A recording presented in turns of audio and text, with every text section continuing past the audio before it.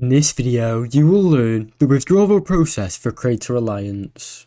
First, log into your account. Start by logging into your Creator Alliance account using your credentials such as your password and username.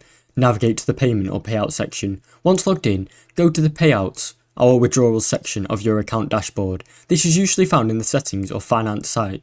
Then, select withdrawal method. Choose your preferred withdrawal method. Creator Alliance typically supports the options such as bank transfer, PayPal or direct payments to other platforms, depending on what's available in your area. Enter withdrawal amount. Specify the amount you wish to withdraw. Make sure to check that if there are any minimum withdrawal limits or fees that may apply. Confirm and submit. After entering the withdrawal details, review everything carefully, then confirm the withdrawal. Some platforms may require additional verification for security reasons. Wait for processing. After submitting your withdrawal, it may take some time for the payment to be processed, depending on your method or platform policies. Keep an eye out for email confirmation. Thanks for watching. Don't forget to like and subscribe.